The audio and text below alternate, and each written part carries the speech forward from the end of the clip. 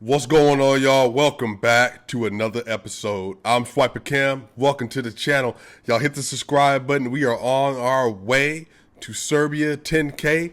We are on our way to 8,000 subscribers. Continue to hit that subscribe button. Let's go. So, I just got done watching the Denver Nuggets playing against the Dallas Mavericks on November 15, 2021. And the Denver Nuggets lost 103 to 111. And tonight, the story was Kristaps Porzingis had his best game of the year, 29, 11, and 3. Luka Doncic, 23, 8, and 11, 9 of 23 from the field. It wasn't a great game from Luka, but again, it got a lot of shots up. Obviously, pray that he's healthy. He turned his ankle at the end of the game. Hopefully everything's okay with him. You don't like especially when your superstars are getting hurt, but anybody getting hurt, so hopefully he's okay. Tonight, Nikola Jokic in 37 minutes had 35 points, 15 rebounds, and 6 assists on 15 of 26 from the field, over 50%, 2 of 6 from the three-point line, 33%, and only 3 of 6 from the free throw line. Not been great from the free throw line so far this year. He had 2 blocks, and he was a -1 tonight. But he was a -1 when they came in trying to fix that run.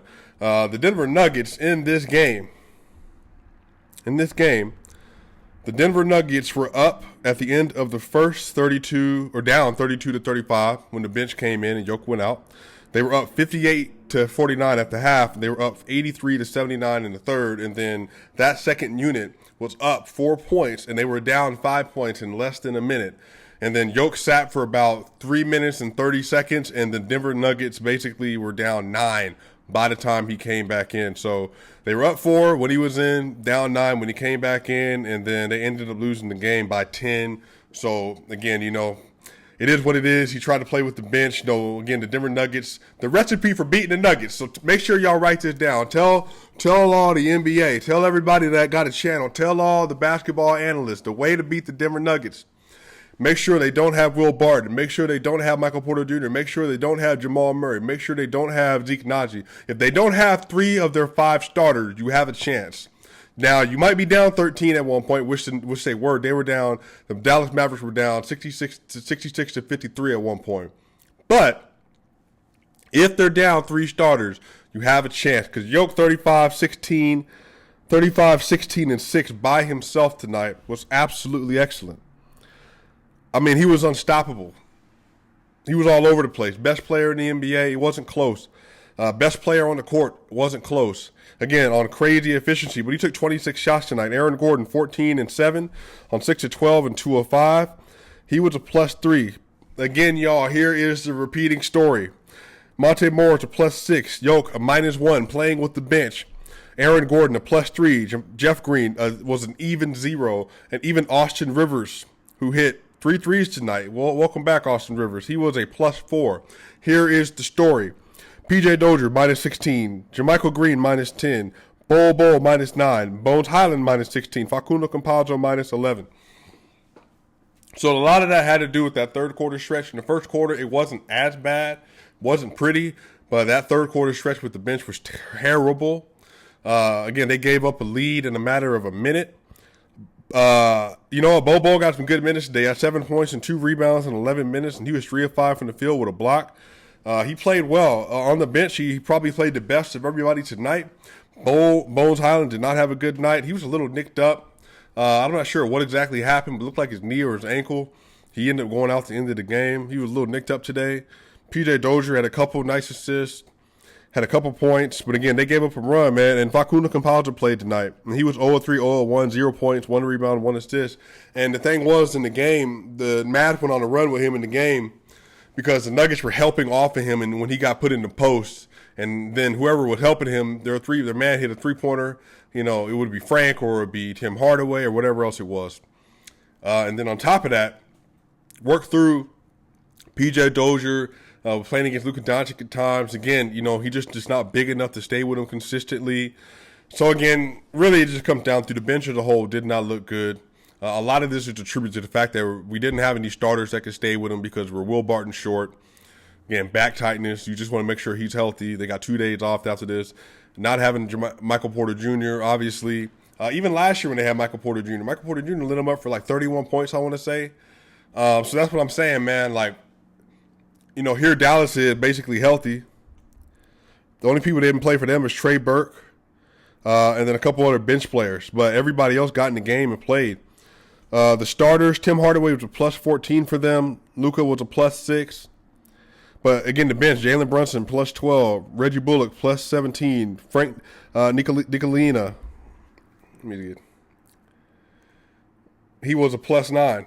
So, yeah, man, it's just the same story. It's the same story as it always is watching the bench go. Tonight, the Nuggets shot 48% from the field, 28% from the three-point line, only 71% from the free throw line. 11 turnovers, only had 20 assists tonight. Once again, nobody was hitting shots outside of Jokic, really. The Mavs, on the other hand, shot 50% from the field, 45 and 90.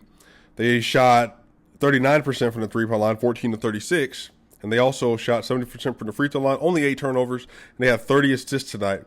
Denver did win the rebounding battle, 46 to 44. They had an even number of 10 on both sides on offensive rebounds. Denver had 5 blocks, only had 4 steals. So, there's not really a lot to take away from this. It kind of sucks because they fall in the standings a little bit, but it is what it is.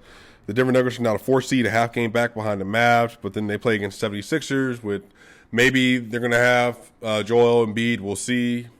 They play against them at home. And so they are 2.5 games behind the Warriors, a half game behind Dallas, and then a full game behind the Suns.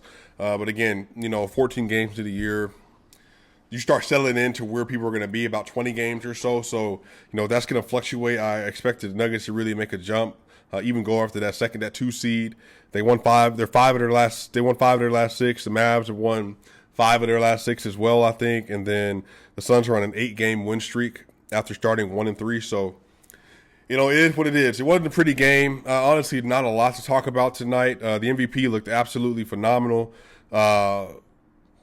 Aaron Gordon had some really good moments, especially defensively in that first half.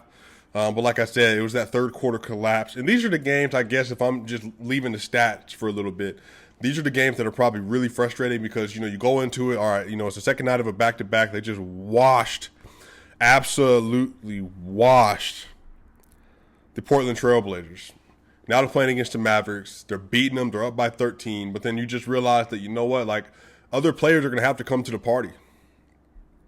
Other players are going to have to step up besides Joe.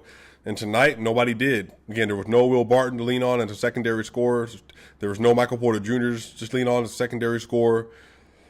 So when you do that, you become severely limited in kind of who has to do what. Monte Morris started off really well tonight, but again, it's just expecting him to keep going is a little difficult.